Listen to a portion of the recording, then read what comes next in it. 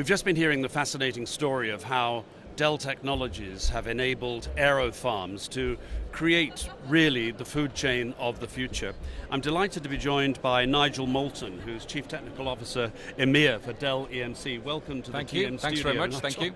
Let's start with aero farms, number one, just to make certain that we understand quite what it is that you've enabled him at a technical level. So the technology that David employs and the farming methodologies that they use, I think are relatively unique.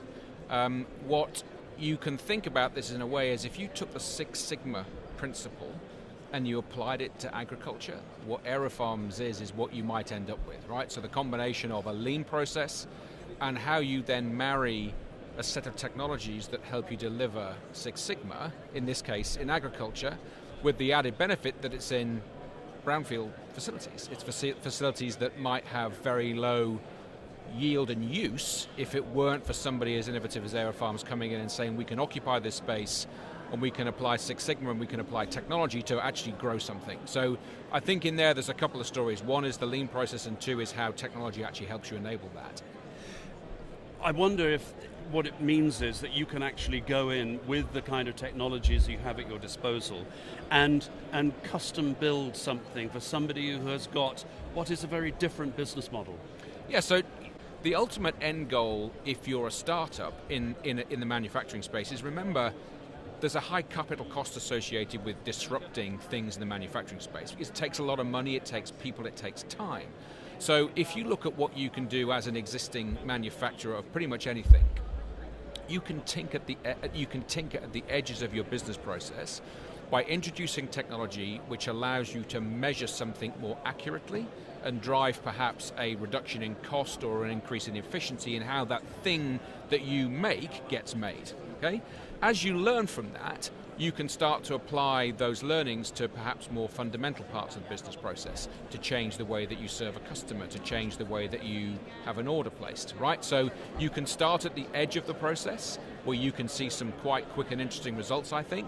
But then what that needs to do is to be enabled throughout the business because you're digitizing the process. And I always think it's sometimes easier to start at the edge of the process than right in the core of it, because what you do at the edge, you can see the peripheral effect it has. It changes the business process in some way. Well, obviously, we're here in Liverpool at the moment. Yep.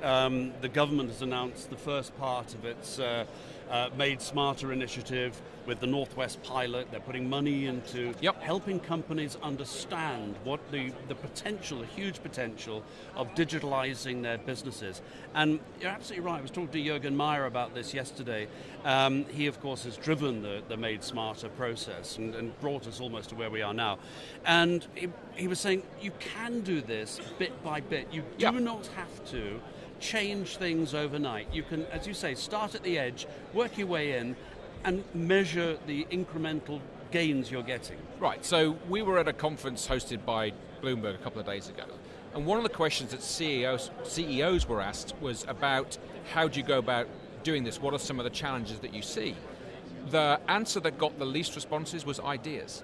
We're not short of ideas. There are people out there, massively creative, working in organizations who can see a way of improving something or making a change that is beneficial to the business, right? The culture in the organization needs to be one that allows those ideas to be promoted, to flourish. And again, in the IT industry, you'll hear about people who talk about a culture where you enable somebody to fail, but fail quickly. The sort of softer version of that is to allow them to fall. A skier learns how to find the edges of his skis and they fall in the process, right? You get up, you dust yourself off, you go on again. So if you have a culture that is enabling people in your organization to pull forward these ideas that you then invest in, and you might be using money that the government's providing, you might be using private capital to do it, ideas doesn't seem to be the problem. It's more a culture around allowing experiments and expertise to flourish in areas that are non-traditional, that you might be scared of. But unless you actually are prepared to push the boundary and go and figure out and learn what this can do, you're never going to go forward. I think that the culture, the people element of it, we were at a dinner the other night discussing just this same thing about don't talk to me about industrial digitalization unless you're going to tell me how I'm going to sell this to the people I work with and the people who work for me. Because if they don't want it, and if they don't buy into it, well, I'm not going to either. Yeah, so there's actually a brilliant quote, which is, you don't need a digital strategy, you need a better strategy enabled by digital. And what I think we've been talking about is essentially that. The way in which you make money today fundamentally doesn't change. The thing you do, you still generate profit from. Enabling that digitally is what we've talked about, which is finding ways of bringing digital processes and digital ideas into that whole process that allows you to optimize it, drive greater efficiency around it. You might not be able to sell it for a higher price, but you might be able to generate bottom line improvement, so operating margin improves. So sometimes people look for high revenue returns on some of these projects. That might not always be the right place to look. So I think the principles are the same in terms of what digitization can do. It's where you look and how you implement it day one. Get people comfortable with it, celebrate success. These are cultural things in organizations where we've seen this work. These are some of the traits that we see. If you hype this up, in some ways you're asking for trouble. So if you set a set of expectations where we have an idea, we are going to explore that idea, it's an adjacency to the business that we currently run, we might end up partnering with organizations that we have never heard of, but who can see value in the thing that we create. And until you go on that journey, you never know. So to some extent, I think that's right, but at the same time, there are instances where actually these revenue models have been significant, and they have been at an adjacency to what the core business was.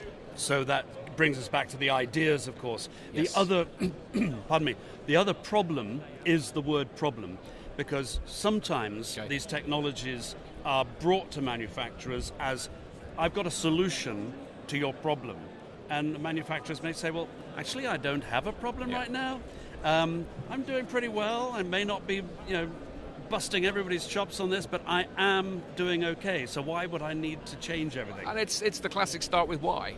Yeah. If there genuinely is a problem, and it's sometimes it's cultural in an organization, sometimes you're looking at a manufacturing process and you're deciding that it's actually inefficient and can be improved. So if the organization goes out looking for a way to solve that, then folks that have invented something, you're welcome to the table, right? I think if you blindly knock on the door and say, I actually think I know your business better than you do, it's not always a good starting point. Okay, well listen, Nigel, thank you so much for joining us on TM Studio. I really hope that we're going to see a lot more of you. Yeah, it's been a pleasure, thank you. It's Nigel Moulton, who's CTO EMEA for Dell EMC. That's Many great. thanks. Thank you, thanks much. Cheers. Cheers. Bye-bye. Thank you.